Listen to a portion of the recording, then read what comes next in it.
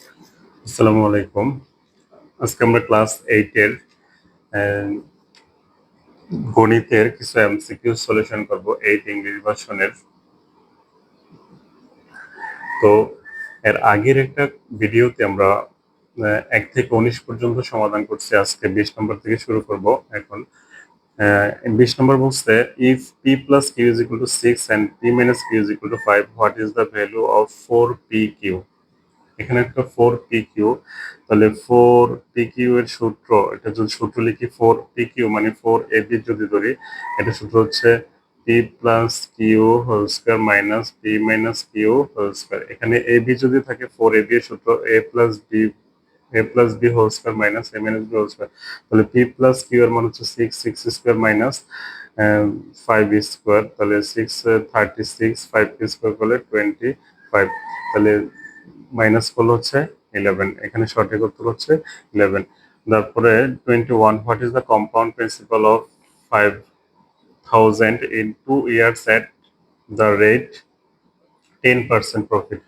Compound প্রিন্সিপালের যে সূত্রটা হচ্ছে C is equal to P into 1 plus R whole to the power N. এখানে মানগুলো বসে ক্যালকুলেশন করলে হবে। এখানে 10% হচ্ছে আর এর মান, মানে 100/10। এন এর মান হচ্ছে এখানে সময় 2 বছর 2 ইয়ার্স, আর পি এর মান হচ্ছে 5,000। এই সূত্রতে বসে লেখা হয়ে যাবে। তারপরে number 22, what is the formula of simple profit? Simple প্রফিটের ফর্মুলা হচ্ছে I is equal to P N R. তারপরে number 23, what is the algebraic expression of odd natural number? Odd natural নাম্বারের অ্যালজেব্রিক এক্সপ্রেশন হচ্ছে 2a minus 1। এখানে 2n minus 1 দেওয়া যায়, এর পরিবর্তে 2a মাইনাস 1। তারপরে 24, what is the sum of two digits number 45 and number obtained by interchanging the digits? তাহলে আমরা যদি এখানে যে সংখ্যাটা আছে 45, 45 কে যদি আমরা ইন্টারচেঞ্জ করি তাহলে হবে কত? 54।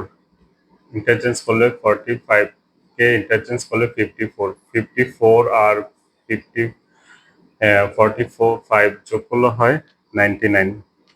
তারপর হচ্ছে, what is the difference of the number obtained by exchanging the place of 72 and its 2 digits? তো এখানে হচ্ছে 72 এর উল্টো করলে হচ্ছে 27, 72 থেকে 27 মাইনাস করে দিলে হচ্ছে 45। তারপর হচ্ছে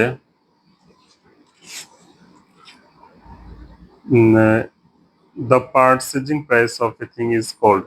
পারচেজ প্রাইস হচ্ছে যে জিনিসটা আমরা কেনার যে মূল্যটা ক্রয় করি দোকান থেকে, সেটা হচ্ছে পারচেজিং প্রাইস, মানে এটা হচ্ছে ক্রয় মূল্য। ক্রয় মূল্য হচ্ছে কস্ট, কোনো কিছু কেনা মানে কস্ট প্রাইস। তারপর হচ্ছে 27, if a thing was sold at taka 2,375 at the loss of 25%, what was the cost price? তাহলে কস্ট প্রাইস হবে 2,500 টাকা। এখানে তারপরে 28, 24% মানে 100/24 মানে 100/24। তো এটাকে আমরা যদি 4 দিয়ে ভাগ করি, 4×6 = 24, এটাকে 4 দিয়ে ভাগ করলে 25, তাহলে 25/6। সঠিক উত্তর 25/6। তারপর হচ্ছে 7% of which amount will be, হচ্ছে টাকা 420 টাকা, 420 এর 7%, 420 ইন্টু 7% মানে 420 ইন্টু 7%, 100/7। তাহলে হচ্ছে এটাকে 420 এর 7% হবে 6,000, মানে 6,000 এর 7% হচ্ছে 420, মানে 6,000 ইন্টু 7%, এটা হবে 420। মানে এটা বলছে কত এর 7%? 420। 6,000 টাকার 7% 420। তারপর হচ্ছে, if the ratio of cost price and selling price is 5:6, then what is the profit in percent? তাহলে এখানে কস্ট প্রাইস যদি 5 হয় আর সেলিং যদি 6 হয়, তাহলে এখানে লাভ হচ্ছে 1 টাকা। তাহলে 5 টাকায় লাভ হচ্ছে 1 টাকা, 1 টাকায় লাভ হচ্ছে 1/5 টাকা।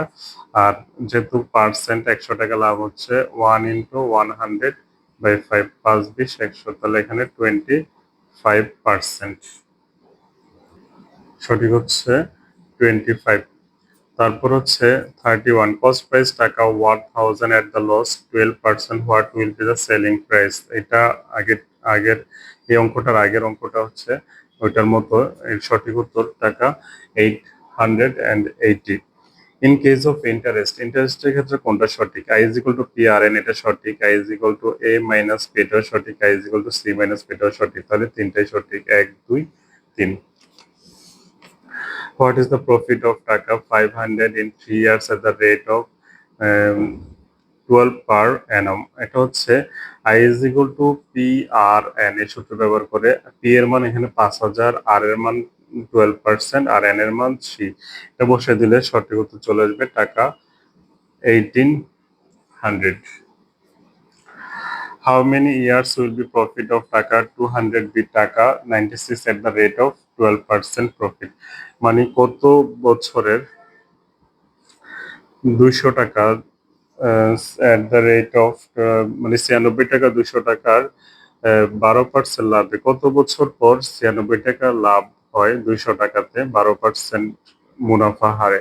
এটা হচ্ছে 4। মানে কত বছর চাচ্ছে, তাহলে এন এর মান বের করতে হবে। N is equal to I by P R, এই সূত্র ব্যবহার করে করতে হবে। তারপর 12% অফ টাকা 25,500, 25,500 টাকার 12% হচ্ছে 3,060 টাকা। মানে হচ্ছে 25,500 গুণ 12%, 12% মানে 100/12। 100 দিয়ে 2500 ভাগ করলে 255, 255 সাথে 12 গুণ করলে 3,060। তারপরে number 37, P is equal to 3000, R is equal to 6% and n is equal to 5, then I is equal to, তাহলে এখানে সঠিক উত্তর হচ্ছে বি 1 আর 3। আই সরল মুনাফা 900 আর এর মান হচ্ছে মুনাফা আসলে একসাথে, যেহেতু আসল 3000 আর মুনাফা 900, তাহলে একসাথে হচ্ছে 3900। 1 আর 2 সঠিক, বি সঠিক 37 এ।